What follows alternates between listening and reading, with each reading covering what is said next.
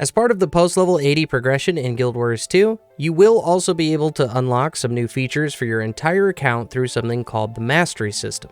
And as a quick oversimplification of this system, any experience gained after level 80 will be used to train Masteries, and then to unlock them, you'll need to purchase those Masteries with something called Mastery Points. For a more detailed look at the Mastery system and how it works, I will leave a link in the description to a video I already made. But for this video, I'd just like to help you get 9 relatively easy Mastery Points in core Tyria. So let's get started with the Bloodtide Coast. The nearest waypoint will be the Ramanda waypoint. From the waypoint, just head north, looking to the west periodically until you see an opening. This will guide you to a nearby pirate encampment, and you'll just need to head up several of the ramps at that encampment until you reach a green building.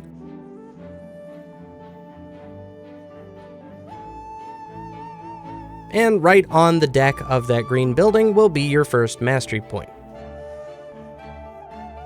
Next, let's head to Sparkfly Fen. The nearest waypoint will be the Briar waypoint. From the waypoint, head south out of the encampment, and if you have a small character, you'll be able to walk directly under the nearby vines, and after a short distance, you'll notice a fairly obvious path that begins heading to the west before arcing back to the north.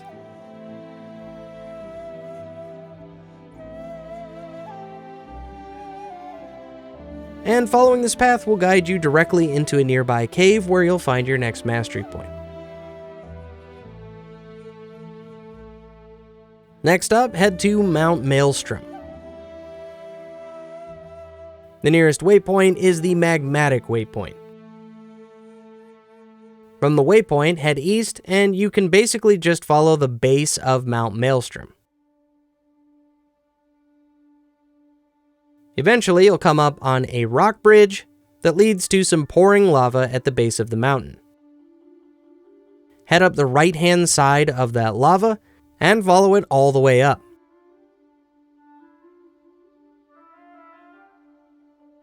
Once you reach the top, you'll be able to jump up onto a slightly higher part of the mountain, and you'll just need to head a little bit further north. You'll need to jump a small gap, and at this point, I would recommend dismounting if you haven't already. From here, you basically just need to climb the mountain until you find a crease between two parts of the mountain that you can use your character to wedge in between and bunny hop all the way to the top. Once at the top of Mount Maelstrom, on the other side of the ridge of the volcano, you should see your next mastery point. Now head to Timberline Falls. And the nearest waypoint will be the White Paper waypoint. If you look east from the waypoint, you'll see an opening underneath of a mountain that you can go through, but rather than going through that entrance, instead head up the mountain range to the left-hand side. Once on top, you'll be able to see a series of dredge tunnels, and the one that you're looking for is the dredge tunnel on the very top on the left-hand side closest to you. And once inside that tunnel, immediately to your left, you'll see your next mastery point. Next, let's head to Dredgehaunt Cliffs. And the nearest waypoint is the Gray Road waypoint. Right next to the waypoint, you'll need to enter the nearby dredge tunnel, and at the first intersection, take the right path.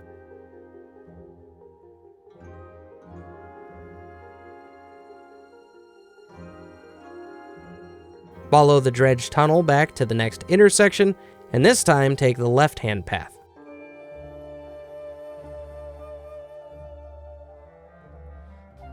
Once this path opens up into a large room, immediately take a soft left and continue heading down another dredge tunnel.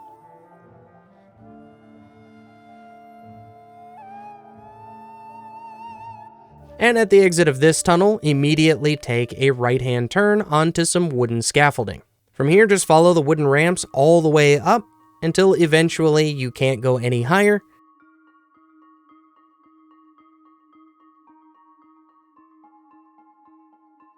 Then just follow your only available path until you reach your next mastery point.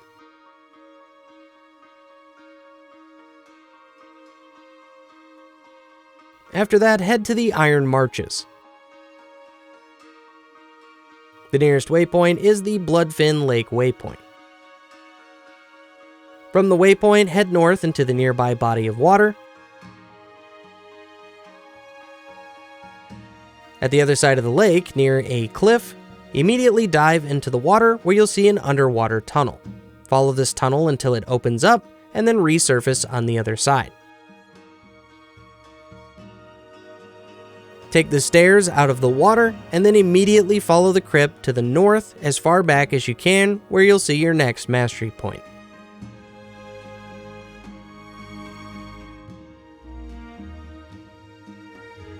After that, head to Fireheart Rise. The nearest waypoint will be the Pig Iron waypoint. From the waypoint, you'll just need to head north following a northbound river.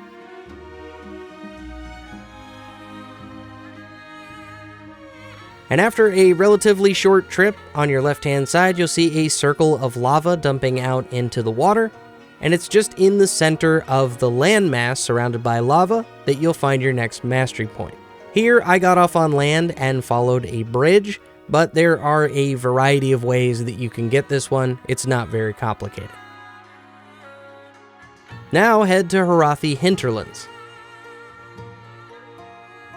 The nearest waypoint is the Barricade Camp waypoint. From the waypoint, follow the road to the nearby Harathi encampment.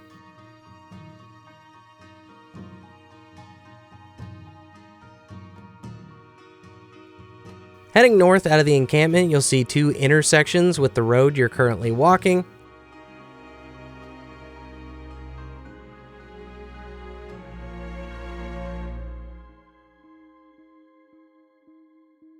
And on the second intersection, head to the east to the nearby cave entrance.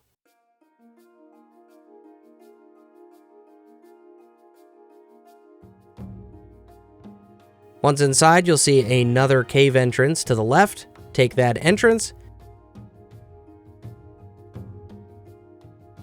And just inside the next room, you'll very obviously see your next mastery insight.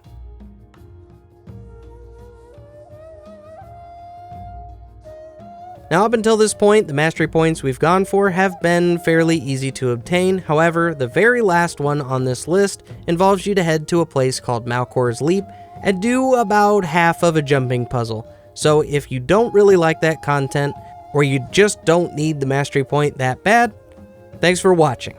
But on my end, for the sake of completion, and for those of you who don't mind this type of content, head to Malchor's Leap. The nearest waypoint is Paga's waypoint. From the waypoint, you'll start off in an encampment, and you'll just need to head southeast from the encampment.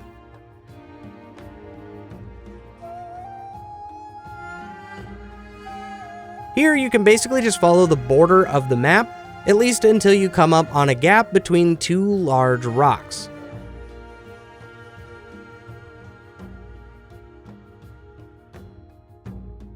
And it's from this point that you'll need to turn to the left, look down, and here you'll see a ledge you can jump to. And from that ledge, you'll be able to jump down once more, right next to a rich mithril vein. At this point, I recommend dismounting and making your way down just one more platform until you can see a fairly obvious opening leading into the jumping puzzle. From here, there's really only one main path you can take, so just stick to the left-hand side of the room and jump over everything that you can. Deal with enemies that you think might put you into combat so you don't fall down or miss any of your jumps. And like me, if you'd like to use the raptor to guarantee a few jumps, feel free to do so.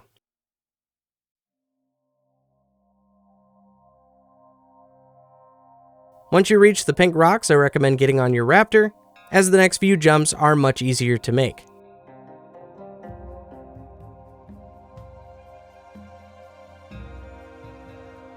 With that out of the way, you can now dismount, and it's just a game of trying to gain ground as high as you can at this point.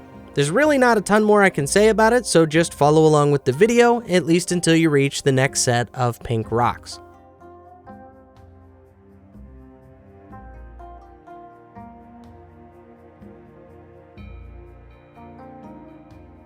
And at the next pair of pink rocks, be sure to not fall down as you're basically done.